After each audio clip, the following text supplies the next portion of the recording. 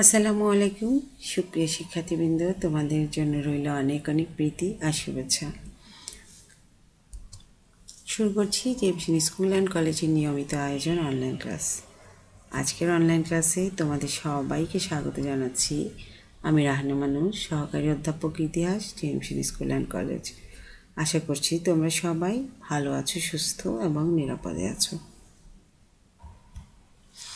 শিক্ষার্থীরা, তোমরা যারা এবার একাদশ শ্রেণীতে আছো তারাই কিন্তু 2022 সালের এসএসসি পরীক্ষার্থী। আর যেহেতু করোনা মহামারীর কারণে তোমাদের শ্রেণী কার্যক্রম চলতে পারেনি, তাই তোমাদের জন্য তোমাদের পাঠ্যসূচিটা পুনর্বিন্যাস করা হয়েছে। তো সেই হিসেবে আমি আমার গত ক্লাসেও তোমাদেরকে বলেছিলাম যে আগামী ক্লাসে আমি এ নিয়ে বিস্তারিত আলোচনা করব। তো তোমাদের পুনর্বিন্যাসকৃত পাঠ্যসূচিটা আমি এখানে দিয়েছি। ইতিহাস প্রথম পত্র, কোড 304, যে অধ্যায়গুলো তোমাদের জন্য রয়েছে বা রাখা হয়েছে তা হলো প্রথম অধ্যায় ভারতবর্ষে ইউরোপীয়দের আগমন, ইংরেজ আধিপত্য প্রতিষ্ঠা। তারপর তৃতীয় অধ্যায় ইংরেজ ঔপনিবেশিক শাসন, ব্রিটিশ আমল। চতুর্থ অধ্যায় পাকিস্তানি আমলে বাংলা ভাষা আন্দোলন ও এর গতি প্রকৃতি। পঞ্চম অধ্যায় আছে পূর্ব বাংলার স্বায়ত্তশাসন ও স্বাধিকার আন্দোলন। ষষ্ঠ অধ্যায় বাংলাদেশের স্বাধীনতার ঘোষণা ও মুক্তিযুদ্ধ এবং অষ্টম অধ্যায় মুক্তিযুদ্ধে প্রবাসী বাঙালি ও বহির্বিশ্ব। এটা হলো তোমাদের ইতিহাস প্রথম পত্রের পুনর্বিন্যাসকৃত পাঠ্যসূচি। এবার আসো দ্বিতীয় পত্র, অর্থাৎ কোড 305-এর পুনর্বিন্যাসকৃত পাঠ্যসূচির মধ্যে রয়েছে অধ্যায় দ্বিতীয় ফরাসি বিপ্লব, অধ্যায় তৃতীয় প্রথম বিশ্বযুদ্ধ এবং ভার্সাই সন্ধি ও লিগ অফ নেশনস, অধ্যায় চতুর্থ বলশেভিক বিপ্লব, অধ্যায় পঞ্চম হিটলার ও মুসোলিনির উত্থান এবং দ্বিতীয় বিশ্বযুদ্ধ, অধ্যায় ষষ্ঠ জাতিসংঘ ও বিশ্বশান্তি, অধ্যায় সপ্তম স্নায়ুযুদ্ধ, পুঁজিবাদ ও সমাজতান্ত্রিক বিষয়ে দ্বন্দ্ব। তাহলে তোমরা যারা 2022 সালের এসএসসি পরীক্ষার্থী তাদের জন্যই পুনর্বিন্যাসকৃত সিলেবাস। তোমরা অবশ্যই সিলেবাসটা সংরক্ষণ করবে নিজেদের কাছে, কারণ তোমাদেরকে এই অনুযায়ী কিন্তু পরীক্ষার জন্য প্রিপারেশন নিতে হবে। আর আমি আবারও বলছি, এই পুনর্বিন্যাসকৃত সিলেবাস হলো 2022 সালের এসএসসি পরীক্ষার্থীদের জন্য। আর তোমরা যারা এখন দ্বিতীয় বর্ষে আছো তাদের পুনর্বিন্যাসকৃত সিলেবাস কিন্তু অনেক আগেই প্রকাশ করা হয়েছিল এবং তোমরা সেটা জানোই। এটা অবশ্যই এটা শুধুই 2022 সালের পরীক্ষার্থীদের জন্য। তাহলে এবার আমরা শুরু করছি আমাদের আজকে মূল পাঠ। আজ আমি ইতিহাস প্রথম পত্রের তৃতীয় অধ্যায় থেকে আলোচনা করব। আমার আজকের ক্লাস একাদশ দ্বাদশ শ্রেণীর শিক্ষার্থীদের জন্য। তৃতীয় অধ্যায় শিরোনাম ইংরেজ ঔপনিবেশিক শাসন, ব্রিটিশ আমল। আর আজকের পাঠ মুসলিম লীগ 1906 খ্রিস্টাব্দ। তৃতীয় অধ্যায় থেকে এটা আজকের ক্লাসটা হলো আমার ষষ্ঠ ক্লাস। এর আগে আমি আরও 5টা ক্লাস এই অধ্যায় থেকে নিয়েছি। শিক্ষার্থীরা, আজকের পাঠ শেষে তোমরা জানতে পারবে মুসলিম লীগ প্রতিষ্ঠার পটভূমি সম্পর্কে, মুসলিম লীগের গঠন বা প্রতিষ্ঠার উদ্দেশ্য বর্ণনা করতে পারবে এবং মুসলিম লীগের গঠনের গুরুত্ব তাৎপর্য সম্পর্কে বর্ণনা করতে পারবে। শিক্ষার্থীরা, এখানে পাশাপাশি দুটো ছবি দেখতে পাচ্ছ। প্রথম ছবি হলো মুসলিম লীগের প্রতিষ্ঠাতা সদস্যদের একাংশ, আর দ্বিতীয় ছবি হলো নবাব স্যার সলিমুল্লাহ। তো আমাদের আজকের পাঠ তোমরা এর মধ্যেই জেনেছ যে মুসলিম লীগ। তো মুসলিম লীগের যিনি অন্যতম প্রতিষ্ঠাতা তিনি হলেন নবাব স্যার সলিমুল্লাহ। আর পাশের ছবিটি অর্থাৎ প্রথম ছবিটি, এখানে মুসলিম লীগের প্রতিষ্ঠাতা সদস্যদের একাংশের ছবি, অর্থাৎ যখন মুসলিম লীগ প্রতিষ্ঠিত হয়েছে তখনকার ছবি এটি। তো আমরা সবসময় পাঠ সংশ্লিষ্ট, আমি চেষ্টা করি যে তোমাদের পাঠ সংশ্লিষ্ট ছবিগুলো দেখাতে, যাতে তোমরা ছবিগুলো দেখে তোমাদের পাঠ সম্পর্কে একটা সুস্পষ্ট ধারণা লাভ করতে পারো।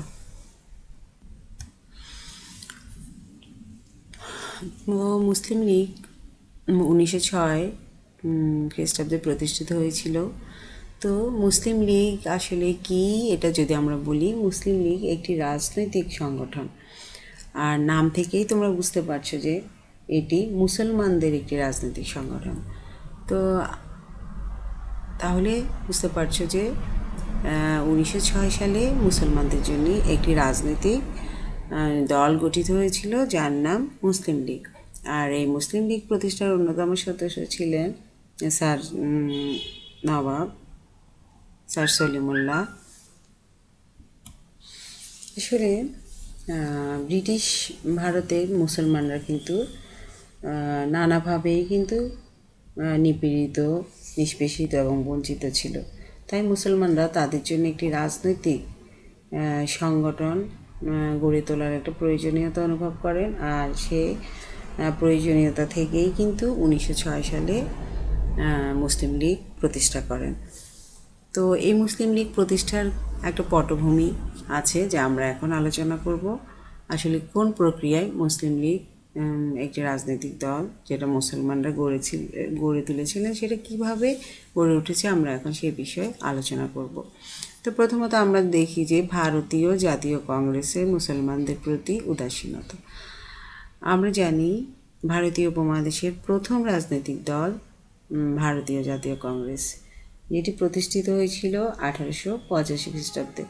তো আমরা গত ক্লাসেই কিন্তু ভারতীয় জাতীয় কংগ্রেস সম্পর্কে আলোচনা করেছি যে ভারতীয় উপমহাদেশের প্রথম রাজনৈতিক দল ভারতীয় জাতীয় কংগ্রেস কিন্তু একটি সর্বভারতীয় রাজনৈতিক দল হিসেবে প্রতিষ্ঠিত হয়েছিল, যেখানে দলমত নির্বিশেষে সবাইকে নিয়েই কিন্তু গড়ে উঠেছিল।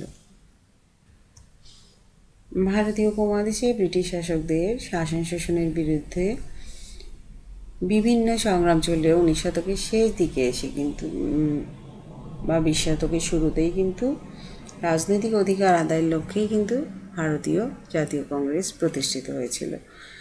আর কংগ্রেস প্রতিষ্ঠারও কিন্তু একটা উদ্দেশ্য ছিল, যেখানে ভারতের বিভিন্ন প্রদেশে যারা দেশের সেবায় কাজ করত তাদেরকে আসলে একসাথে তাদের মধ্যে পরস্পরের মধ্যে যে পরিচয়, সৌহার্দ্য এগুলো স্থাপন করা, আর পারস্পরিক সম্প্রীতির মাধ্যমে জাতি ধর্ম নির্বিশেষে বিভিন্ন প্রাদেশিক যে সংকীর্ণতা ছিল সেগুলো দূর করে একটা বৃহত্তর ঐক্যের পথ প্রশস্ত করার জন্যই কিন্তু জাতীয় কংগ্রেস প্রতিষ্ঠিত হয়েছিল।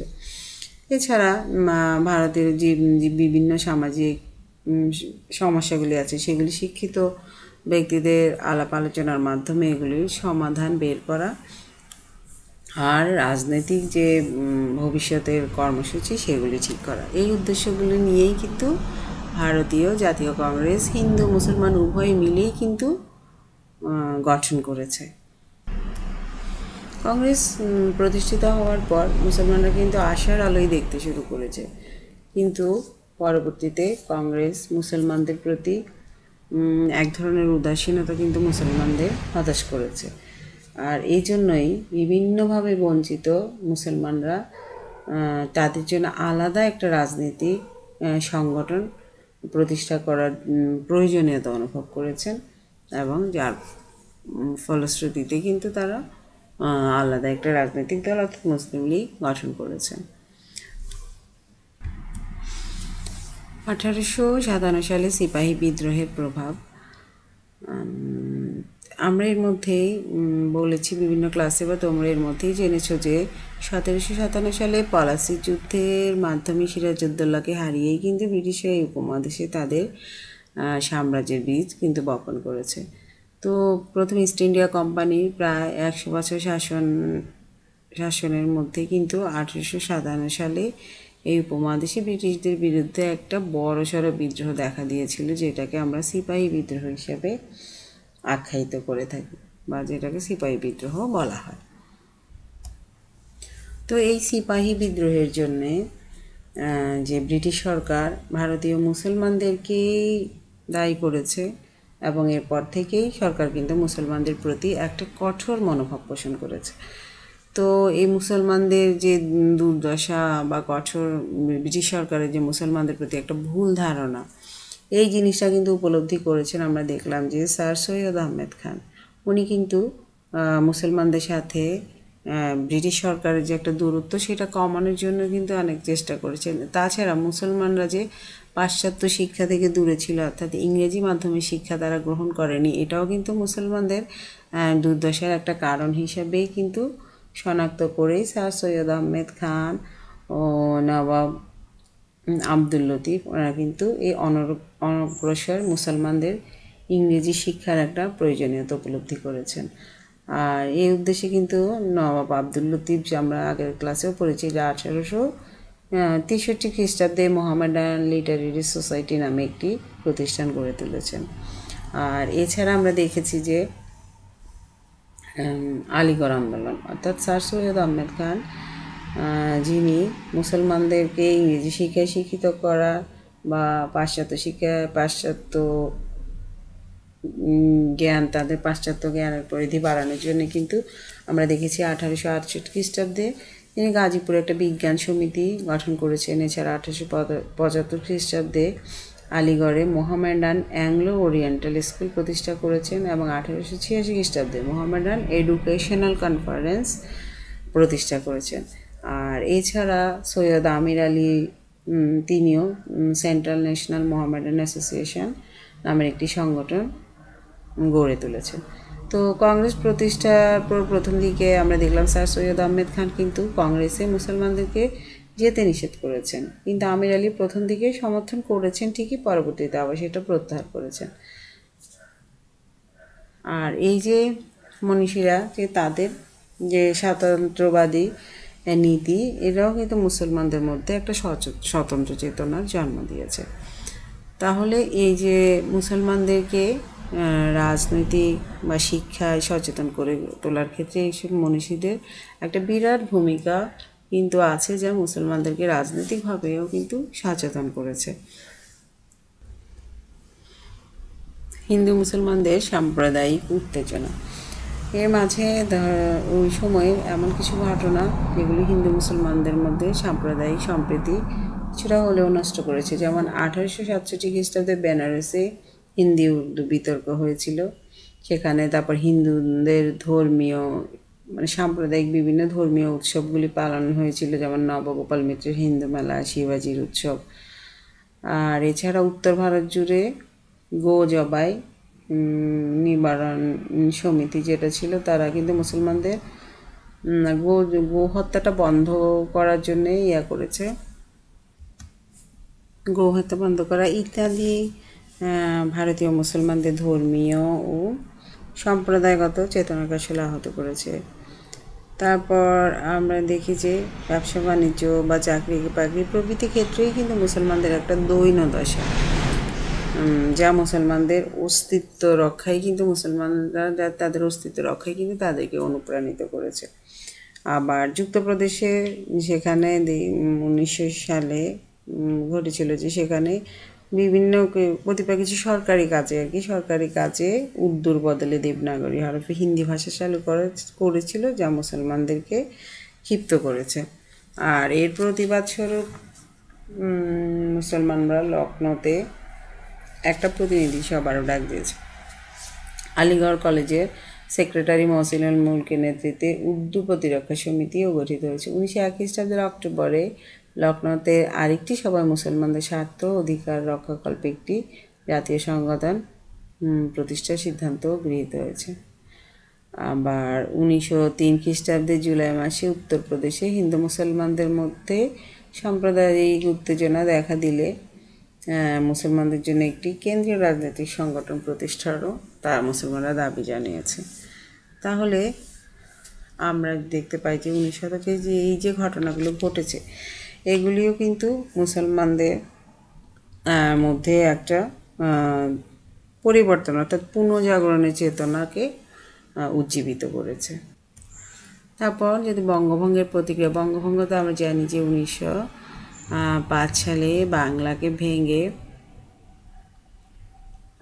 আসাম, পূর্ব বাংলা ও আসাম নিয়ে একটি প্রদেশ করে যেখানে রাজধানী করা হয়েছিল ঢাকাকে, আর কলকাতার সাথে আর পশ্চিমবঙ্গের রাজধানী থাকবে কলকাতা। তো বঙ্গভঙ্গ যেহেতু পূর্ব বাংলা আসাম প্রদেশ সংখ্যাগরিষ্ঠ মুসলমান, আর এই জন্যই আর এটা রাজধানী করা হয়েছিল ঢাকাকে, এই জন্যই মুসলমানরা যে অধিক সুযোগ সুবিধা পাবে নতুন প্রদেশ গঠন করলে সরকার, তাই তারা কি করেছে, এই বঙ্গভঙ্গের এই প্রস্তাবটাকে সমর্থন জানিয়েছে। কিন্তু বঙ্গভঙ্গকে হিন্দুরা কোনোভাবেই মেনে নিতে পারেনি। তারা কিন্তু এই বঙ্গভঙ্গের বিরোধিতা করেনি, শুধু বঙ্গভঙ্গকে রদ করার জন্য কিন্তু একটা আন্দোলন পর্যন্ত গড়ে তুলেছিল, যে পরবর্তীতে স্বদেশী আন্দোলনে রূপ লাভ করেছে। তাহলে আমরা দেখতে পাই যে বঙ্গভঙ্গকে কেন্দ্র করে হিন্দু সম্প্রদায় ও কংগ্রেসের বঙ্গভঙ্গ বিরোধী যে সর্বাত্মক আন্দোলন, এটা কিন্তু মুসলমানদেরকে ক্ষুব্ধ করেছে।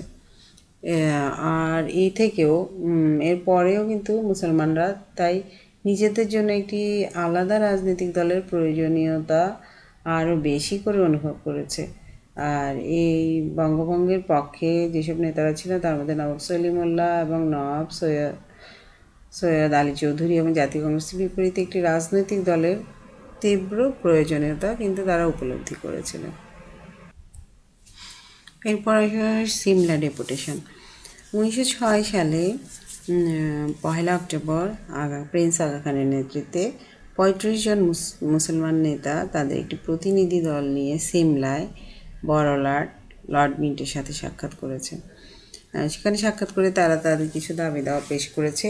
এতে মুসলমানদের স্বার্থ রক্ষার জন্যে তারা নূতন সংস্কার আইন করে তাদের জন্যে পৃথক নির্বাচনের অধিকার এবং আইনসভায় তাদের বেশি সংখ্যক আসন দেওয়ারও দাবি উত্থাপন করেন।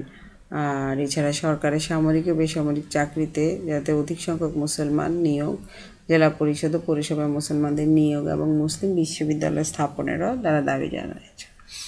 লর্ড মিন্টো মুসলমানদের বক্তব্যগুলি সহানুভূতির সঙ্গে শুনেছেন এবং তাদেরকে বিবেচনার আশ্বাসও দিয়েছেন। আর ইতিহাসে এই ঘটনাটা সিমলা ডেপুটেশন নামে পরিচিত। তাহলে শিক্ষার্থীরা বুঝতে পারছো কী প্রক্রিয়ায় মুসলিম লীগ গঠিত হয়েছে। তো আমরা যদি আরেকটু বিশ্লেষণ করি বা আমরা যদি আরেকটু চিন্তা করি, তাহলে দেখো ভারতের জাতীয় কংগ্রেস যখন প্রতিষ্ঠিত হয়েছে, সেখানে জাতীয় কংগ্রেস কিন্তু মুসলমানদের প্রতি বরাবরই উদাসীন ছিল, অর্থাৎ তারা হিন্দুদের স্বার্থ রক্ষার জন্যই বেশি মনোযোগী ছিল। তারপর 1857 সালে যে সিপাহী বিদ্রোহটা হলো, সেখানেও মুসলমানরা সিপাহী বিদ্রোহের জন্য মুসলমানদেরকে দায়ী করে তারা কিন্তু ব্রিটিশ সরকারের রোষানলে পড়েছে।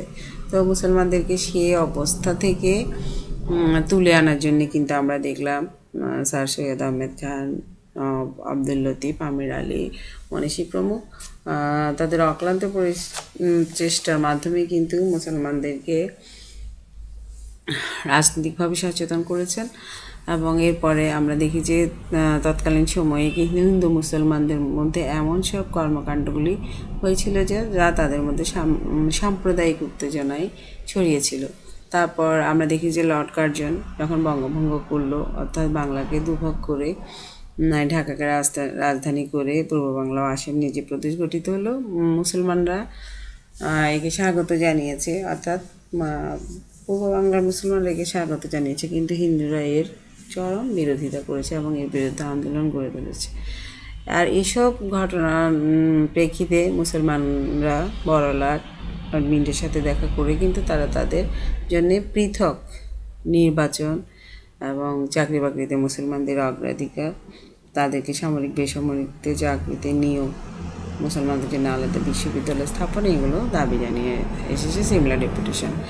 তাহলে এই ঘটনা পর্যালোচনা করলে আমরা কিন্তু এর থেকে বুঝতে পারি যে এই যে হিন্দু মুসলমানদের মধ্যে একটা সাম্প্রদায়িক সম্প্রীতি নষ্ট হয়েছে, নষ্ট হওয়ার থেকেই কিন্তু মুসলমানরা তাদের জন্য আলাদা করে একটা রাজনৈতিক সংগঠন গড়ে তোলার প্রয়োজনীয়তা উপলব্ধি করেন। আর সেই উপলব্ধি থেকেই কিন্তু আমরা দেখি যে 1906 সালে মুসলিম লীগ প্রতিষ্ঠিত হয়েছে। মুসলিম লীগের গঠন তো আমরা দেখেছি যে সিমলা ডেপুটেশনে মুসলমান প্রতিনিধিগণ তাদের জন্য একটা আলাদা রাজনৈতিক দল গঠনের ব্যাপারে আলোচনা করেছে। ঢাকার নবাব সলিমুল্লাহ নিখিল ভারত মুসলিম কনফেডারেশন গঠনের প্রস্তাব গ্রহণ করেন। তা সেই প্রেক্ষিতে 1906 সালে ঢাকা শাহবাগে অনুষ্ঠিত হয় মোহামেডান এডুকেশনাল কনফারেন্সের বার্ষিক সম্মেলন। এই সম্মেলনের শেষের দিন অর্থাৎ 1906 সালের 30 ডিসেম্বর উপস্থিত নেতৃবৃন্দ নবাব ভিকারুল মুলকের সভাপতিত্বে একটি রাজনৈতিক সভায় মিলিত হন। সভায় নবাব সলিমুল্লাহ নিখিল ভারত মুসলিম লীগ নামে একটি রাজনৈতিক দল গঠনের প্রস্তাব করলে হাকিম আফজাল খান, জাফর আলী খান ও মোহাম্মদ আলী খান প্রমুখ মুসলিম নেতারা তা সমর্থন করেন। আর এভাবেই মুসলিম লীগ গঠিত হয়। মুসলিম লীগের গঠনতন্ত্র দায়িত্ব দেওয়া হয় ভিকারুল মুলক ও মহসিনুল মুলককে। কিন্তু 1907 সালে মহসিনুল মুলকের মৃত্যু হলে নবাব ভিকারুল মুলক একাই গঠনতন্ত্র রচনা করেন। তাহলে বুঝতে পারছো এরপরে কীভাবে যে ঢাকায় মোহামেডান এডুকেশনাল কনফারেন্সের একটি বার্ষিক সম্মেলন অনুষ্ঠিত হয় 1906 সালে। সেই সম্মেলনেরই শেষের দিন অর্থাৎ 30 ডিসেম্বর যারা সম্মেলনে উপস্থিত হয়েছেন সেসব নেতৃবৃন্দ মিলেই কিন্তু নিখিল ভারত মুসলিম লীগ নামে একটি রাজনৈতিক দল গঠন করেন। আগা খানকে প্রথম সভাপতি নির্বাচিত করা হয়। তারপর 43 সদস্য বিশিষ্ট মুসলিম লীগের কেন্দ্রীয় কমিটি গঠন করা হয়। আর মুসলিম লীগের যে কার্যালয় সেটা প্রথম দিকে আলিগড়ে এবং পরে লখনৌতে অবস্থিত অর্থাৎ স্থাপন করা হয়। এবার আমরা জানব মুসলিম লীগ গঠনের উদ্দেশ্য। আসলে মুসলিম লীগ যে গঠিত হয়েছিল তার কী উদ্দেশ্য নিয়ে গঠিত হয়েছিল? তো প্রথমত ছিল ব্রিটিশ সরকারের প্রতি ভারতীয় মুসলমানদের আনুগত্য বৃদ্ধি এবং সরকারের নীতি ও কার্যক্রম সম্পর্কে মুসলিম জনগণের ভুল ধারণা দূর করা। অর্থাৎ ব্রিটিশ সরকার এর প্রতি ভারতীয় মুসলমানরা যে অনুগত সেটা সরকারকে বোঝানো এবং মুসলমানদের আনুগত্যটা সরকারের প্রতি বৃদ্ধি করা এবং সরকারের নীতি ও কার্যক্রম সম্পর্কে মুসলমানদের মধ্যে যে ভুল ধারণা ছিল সেগুলো দূর করা। আর ভারতীয় মুসলমানদের অধিকার ও স্বার্থ সংরক্ষণ এবং তাদের আশা আকাঙ্ক্ষার কথা বিনয়ের সাথে সরকারের কাছে পেশ করা। শুধু মুসলমানরা তারা নিজেদের অধিকার ও স্বার্থ সংরক্ষণ এবং তাদের আশা আকাঙ্ক্ষার কথা সরকারের কাছে তুলে ধরার জন্যই কিন্তু এই রাজনৈতিক সংগঠনটা গড়ে তোলেন। আর উপরের এই লক্ষ্যগুলো বাস্তবায়ন করতে যে কোনো ক্ষতি না করে অর্থাৎ ভারতের সব সম্প্রদায়ের সাথে সদ্ভাব গড়ে তোলা, অর্থাৎ তাদের মুসলমানদের এসব দাবি দাওয়া আদায় করতে যে অন্য কোনো সম্প্রদায়ের সাথে যেন তাদের দ্বন্দ্ব না হয় বা তাদের সাথে সদ্ভাব গড়ে তোলা, এই তিনটা উদ্দেশ্য নিয়েই কিন্তু মুসলিম লীগ গঠিত হয়েছিল। এবার আমরা আলোচনা করব মুসলিম লীগ প্রতিষ্ঠার গুরুত্ব ও তাৎপর্য সম্পর্কে। তো 1906 সালের মুসলিম লীগ প্রতিষ্ঠা ভারতবর্ষের রাজনীতিতে অবশ্যই একটি গুরুত্ব তাৎপর্য বহন করেছে। তো প্রথমত যেমন মুসলিম জাগরণের সূচনা। তো মুসলিম লীগ যেহেতু মুসলমানদের আলাদা রাজনৈতিক সংগঠন, তাই মুসলমানদের এই রাজনৈতিক দলের সংগঠনের মাধ্যমেই কিন্তু মুসলমান সমাজের মধ্যে একটা জাগরণ অর্থাৎ আত্মজাগরণের সূচনা হয়েছিল। তা আমরা দেখতে পাই যে বঙ্গভঙ্গ যখন হয়েছিল তখন মুসলমানরা কিন্তু বঙ্গভঙ্গকে তাদের স্বার্থের অনুকূলে মনে করেই কিন্তু মুসলিম লীগ নেতৃবৃন্দ এই বঙ্গভঙ্গের পক্ষে অবস্থান নিয়েছে। আর ভারতীয় কংগ্রেসের নেতৃবৃন্দ এই বঙ্গভঙ্গের বিরোধিতা করেছে। তো মুসলিম লীগ নেতৃবৃন্দ যে বঙ্গভঙ্গের পক্ষে কিন্তু মুসলমানদেরকে ঐক্যবদ্ধ করেছে। আর মুসলমানদের যে শিক্ষা, সংস্কৃতি, রাজনীতি, অর্থনীতি প্রভৃতিতে অংশগ্রহণ যে বৃদ্ধি পেয়েছে এটার পিছনে কিন্তু মুসলিম লীগের একটা রাজনৈতিক সচেতনতা অবশ্যই কাজ করেছে। আর মুসলিম লীগের কারণেই কিন্তু মুসলিম জাতীয়তাবাদটা সুসংগত হয়েছে, এটা অবশ্যই বলা যায়। তারপর সর্বভারতীয় রাজনীতিতে মুসলিম সম্প্রদায়ের আত্মপ্রকাশ। তো এটা রাজনৈতিক অঙ্গনে অর্থাৎ সর্বভারতীয় রাজনৈতিক অঙ্গনে মুসলিম লীগের মাধ্যমেই কিন্তু মুসলমান সম্প্রদায় প্রবেশ করেছে।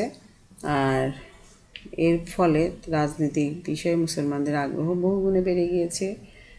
আর মূলত মুসলিম লীগ প্রতিষ্ঠার পর মুসলমানরা একটা শক্তিশালী রাজনৈতিক সংগঠনের নেতৃত্বে নিজেদের দাবি উত্থাপনের সুযোগ পেয়েছে এবং যে কারণে কংগ্রেসের সাথে দেন দরবার আবার কখনো সমঝোতা এইসব পরিস্থিতি অনুযায়ী কিন্তু তারা এসব করতে পেরেছে।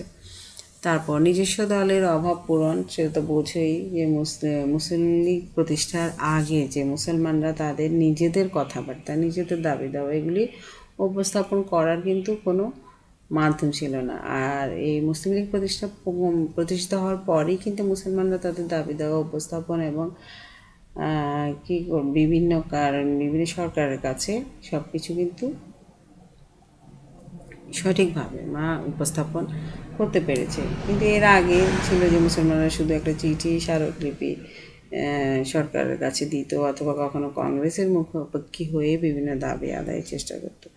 আর তাহলে দল মুসলিম লীগ প্রতিষ্ঠিত হওয়ার কারণে তাদের সেই অভাবটা কিন্তু পূরণ হয়ে গেছে। তারপর মুসলমানদের আলাদা নির্বাচনের ব্যবস্থা, যেটা আমরা দেখি যে মুসলিম লীগ প্রতিষ্ঠার পূর্বে মুসলমানরা তাদের দাবি দেওয়া উত্থাপন এবং আদায় করার জন্য তেমন কোনো ব্যবস্থা ছিল না। তো আমরা যখন দেখি যে সিমলা ডেপুটেশনে মুসলমানরা তাদের জন্য আলাদা নির্বাচনের দাবি জানিয়েছিল, তখন কিন্তু লর্ড মিন্টো কিন্তু মুসলমানদেরকে আশ্বাস দিয়েছিল যে তাদের দাবি দেওয়া সমূহ বিবেচনা করা হবে, এরকম একটা আশ্বাস দিয়েছিল। তো সেখান থেকে আমরা দেখি যে লর্ড মিন্টো পরবর্তীতে 1909 খ্রিস্টাব্দে মরলে মিন্টো সংস্কার আইনের অধীনে মুসলমান সম্প্রদায়ের জন্য যে আলাদা নির্বাচনের ব্যবস্থা সেটা করা হয়, যেটাকে আমরা মুসলিম লীগের সবচেয়ে বড় সাফল্য হিসেবে দেখতে পাই। তারপর তবে সাম্প্রদায়িক সম্প্রীতি সৃষ্টিতে বাধা। তবে আমরা যে জিনিসটা দেখতে পাই যে মুসলিম লীগ যখন প্রতিষ্ঠিত হয়েছে, আবার ওইদিকে ভারতীয় জাতীয় কংগ্রেস তা আগে থেকেই আছে, তো একটা সম্প্রদায় আলাদা আলাদা সম্প্রদায় কিন্তু তারা বিভক্ত হয়েছে। মুসলমান একটা সম্প্রদায়, হিন্দু আর একটা সম্প্রদায়। এই যে সম্প্রদায়, এই সম্প্রদায়গত অসাম্প্রদায়িক যে চরিত্র সেটা কিন্তু লোপ পেয়েছে। এরপর সাম্প্রদায়িক একটা মনোভাব সবার মধ্যে তৈরি হয়েছে। ফলে এই মুসলিম লীগের ফলেই কিন্তু সাম্প্রদায়িক সম্প্রীতিটা নষ্ট হয়েছে। কারণ মুসলমানদের আগে যে কোনো রাজনৈতিক দল ছিল না, পরবর্তীতে তারা মুসলিম লীগ গঠন করেছে, আলাদা রাজনৈতিক দল গঠন করেছে, যেটা হিন্দুরা কখনোই ভালোভাবে গ্রহণ করেনি। তারপর হিন্দু মালিকানাধীন যেসব পত্রিকা ছিল সেগুলিতে এর ব্যাপক সমালোচনা করা হয়েছে। সুরেন্দ্রনাথ ব্যানার্জির সম্পাদিত বেঙ্গল পত্রিকা যে সলিমুল্লাহ লীগ এবং সরকারের ভাতাভোগীয় তাবেদার সমিতি বলেও তাদেরকে বিদ্রুপার কটাক্ষ করেছে। তো কংগ্রেসের হিন্দু মুসলিম নেতৃবৃন্দ যারা ছিল তারাও দলটির প্রতি অর্থাৎ মুসলিম লীগের প্রতি একটা নেতিবাচক মনোভাব পোষণ করেছে। ফলে কংগ্রেস ও মুসলিম লীগের মধ্যে দ্বিমুখী মনোভাবের কারণে কিন্তু একটা সাম্প্রদায়িক সম্প্রীতির পরিবেশ কিন্তু দেশে নষ্ট হয়েছে।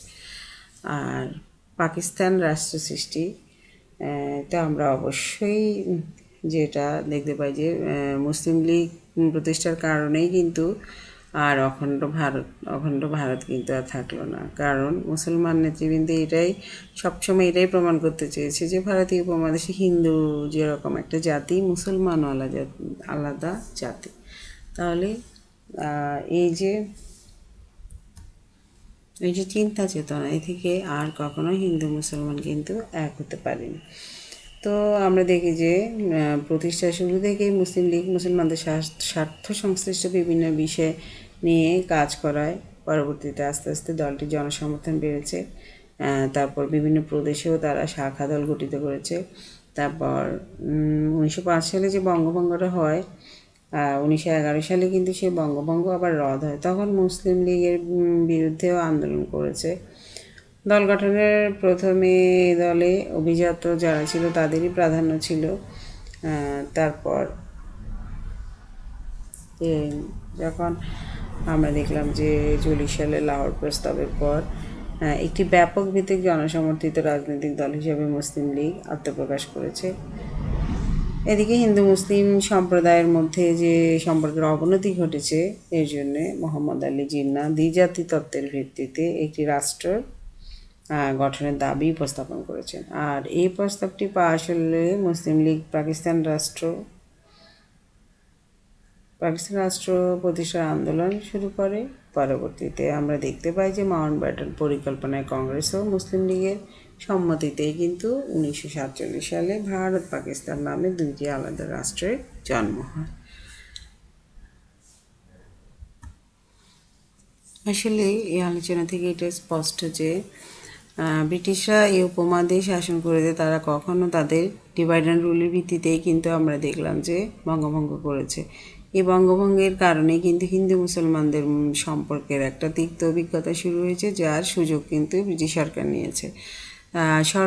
ব্রিটিশ সরকারও কিন্তু চেয়েছে যে হিন্দু মুসলিম ঐক্য যেন কখনোই গড়ে না ওঠে। তাহলে হিন্দু মুসলিম ঐক্য গড়ে উঠলে কিন্তু তারা তাদের যে শাসন কার্য পরিচালনা করা সেটা কিন্তু তাদের জন্য দুরূহ হয়ে পড়তো। তাই তারা কিন্তু এই সুযোগটা কিন্তু তারা কাজে লাগিয়েছে। তাহলে শিক্ষার্থীরা আজ এই পর্যন্তই।